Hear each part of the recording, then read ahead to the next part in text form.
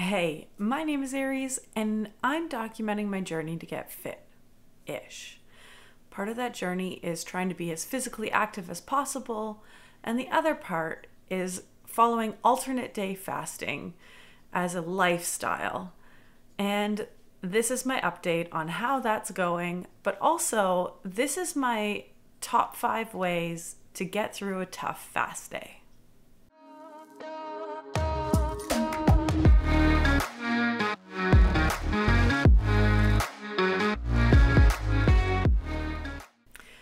Okay, so this past week has been fairly decent. I did have to do a road trip for my mom's birthday.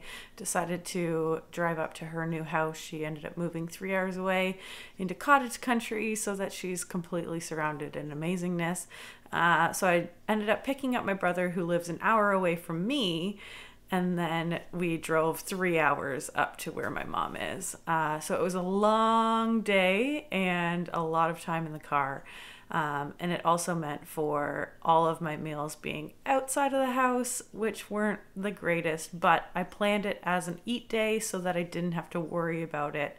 But the scale definitely showed it at the end of the week, which wasn't too long after. Like my weigh-in day happened just after that road trip, so yeah, it showed on the scale, but not hugely. I don't remember what it is, so I'll pop it up right here. This is what I weighed in this week, which I think is only slightly above last week, if not the exact same. I know it was pretty close. But that being said, today I really just want to talk about like 5 things that I focus on to get through a tough fast day. Because not all fast days are easy. Some I breeze through like I didn't even realize I didn't eat all day, and others it is a struggle. And I just kind of started thinking about like, what am I doing on those days to help me get through them? Okay, so number one, always have water with you. So I make sure that on a fast day, I have like, when I go to work, I have 2 or 3 water bottles with me at all times.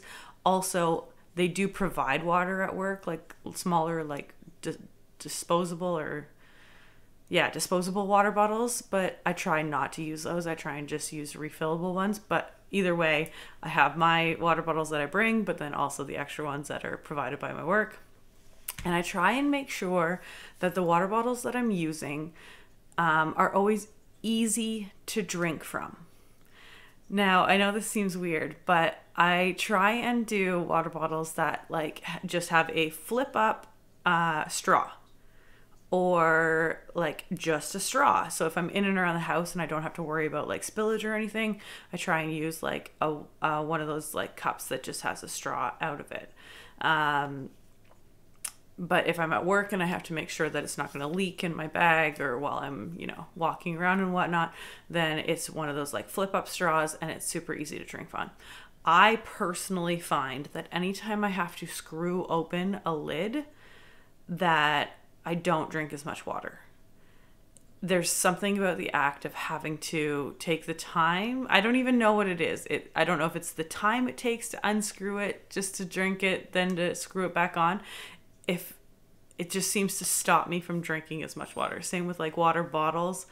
It's the same thing. So you could just leave the cap off, but then it's not always practical. So I do tend to find that like the water bottles with like a little clasp that you press in and it just opens up the chamber and lets water fall out. Those ones are good. But yeah, anything that I find is like a solid cap that you have to screw off, I don't tend to drink as much water. So just a little tip that I do is I try and make my water bottles easy to drink from. Then I'm more apt to drink more water throughout the day, which will help me get through the fast easier. Okay, so number 2 is I remind myself about what my why is. Why am I doing this fast? Because it's so easy to forget about the big picture when you're emotional or you're hungry or you're, have a craving. It's so, so, so easy to forget about why you're even doing this lifestyle. So for me, I try and remind myself that I'm doing this to be in a body that I'm comfortable with. Because living in a body that you're not comfortable with takes up so much of your mind, and it drains you having to constantly worry about it and think about it and obsess over it. And it's, as much as that that's happening and it's not something you want to do, it's not just something that you can turn off, because it's just, you're stuck in it.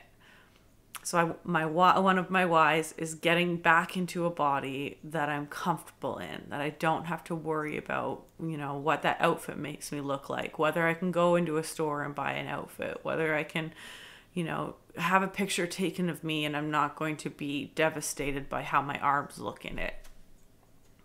I don't, whether I can fit through that small doorway, whether I'm going to get out of breath trying to tie up my shoes. I don't want to worry about these things anymore. So one of my big whys is getting into a body that those things don't sit in the back of my head forever.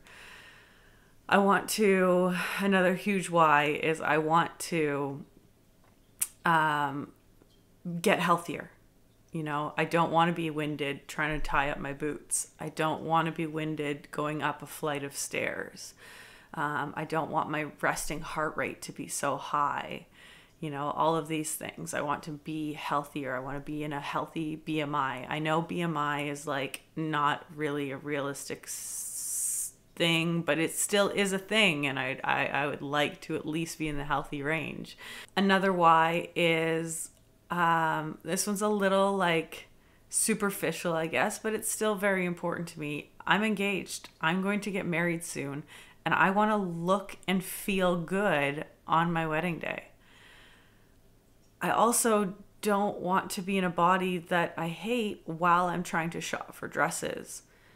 Dress sizes are so crazy for women already. I mean, just this past weekend, I went and tried on bridesmaids dresses for a good friend of mine, and just having to say, like, I literally just celebrated with you guys that I got back down into a size 12 pair of pants. But then I went dress shopping and I had to be trying on 18 and 20 size dresses. And it's just so demoralizing. And I get that that's just the industry, and and a number shouldn't matter, but it's just, you're limited on sizes to even try on when you're at this size. And then when they match that with how big of a number that they are called, it's very, very hard to deal with. And I don't want wedding dress shopping to be that experience. I don't want to have that memory, and I don't want to go through not even being able to try on the dress style that I want because the store doesn't carry a size that I can try on. So yes, it's a superficial why, but it's an important why for me. I want to be in a place where I'm happily doing those things. And my last big why is I want to be physically capable of doing incredible things. I want to gain strength. I want to gain endurance and abilities. I used to be able to run, just full stop. I used to be able to run. I can't right now. It's ridiculous. So one of my big goals with this channel is getting fit enough to be able to complete a triathlon. And that seems so far out because every time I try and run, I get knee issues. I get pain. There's a lot of weight that I'm carrying around. So a huge why is knowing that if I continue with my fasting and I get the weight off, those things are going to come easier, because I'm just not going to be carrying as much weight on all of my joints. So that is a huge why. Number 3, stay busy. I love having fasting days when I'm going to work, when I have errands to run, or when I choose to do chores on a fast day. I don't really like doing chores, but if I'm gonna do them, I might as well do them on a fast day because it keeps me busy. So as long as I'm throwing myself into something, there's less time to be able to realize that I'm, hungry. Or two, there's less chance of boredom eating. And boredom eating is a huge thing. If you're just sitting around and you're not sure what to do, all of a sudden your taste buds are like, ooh, I know what we could do. We could eat things. So I try and stay very busy, especially with work, because you're out of the house. Most times you're not even like close to where you could get food, or you're far away from a fridge or whatnot. So if you don't bring anything with you, then there's no sorry, but you just don't have food. So I find that staying busy really helps, especially chores around the house. You're just puttering around, you're doing things, you're not even thinking about the fact that normally you would stop and take a break to eat. Just keep on going, just putter around, get stuff done. Number 4 is probably one of my biggest helpers. Is I tell myself I'll eat that tomorrow. So anytime that I'm having a huge craving, or I'm exposed to really good food, either by a coworker or my boyfriend, or family member or something like that, or commercial, or really good smells, you're walking by a restaurant and you can smell it in the air. Those are all triggers, right? So anytime something like that happens, I just say, it's okay. That smells really good, or that looks really good, or this is a craving that is justified. It's okay because I'll eat it tomorrow. And most of the time by doing that, once tomorrow comes around, I'm not actually craving it anymore. And the moment's passed and I just have whatever food, I want that day. But it's enough for my brain to say, it's okay that I want this, but you can do it tomorrow. You can make it till tomorrow, and that's cool. But being able to tell yourself that it's valid, you're not wrong for having a craving, or you're not bad for wanting it. It's just that it's got to wait till tomorrow. It makes it so much easier, because you're not trying to just shove all of your natural urges into the back corner and pretend like they're not there. So that's a big thing for me, is it's okay. I'll eat it tomorrow. And number 5 is the last and biggest one. This is my last resort. Give yourself permission to change the plan if needed. So, like I said, this is my last resort. So 9 times out of 10, telling myself that I have permission to change the plan if needed allows me to have the power to push through and do the fast anyways. But on that 1 out of 10 time where I end up eating on a fast day, I do so without the guilt or the shame associated around that eating. I don't make it negative because I've given myself permission. I understand that sometimes it's just not a fast day. You can have a headache that just won't go away, or you just might be feeling off physically and you know that food is going to change that. Or sometimes the emotions just are too much, and that's okay. So this is a last resort, but I give myself permission to eat on a fast day if it's needed. And then that way I'm not feeling bad about doing so. I'm not feeling shame about doing so. I'm not feeling guilt about doing so.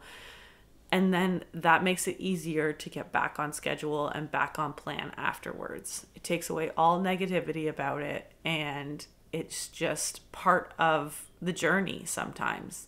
and that's okay. So those are my top 5 things that I try and do to get through a tricky fast day. Let me know if these are things that you already do, if they're things that you might try and do in the future. And if there's anything that I didn't list on here that helps you through a fast day, please leave it in the comments. It'll help me, but it'll also help other people that are on this journey and looking for help. But yeah, so that's all I have for today. I hope you all have an absolutely fantastic day. And I can't wait to see you on the next one. I love you all. Bye.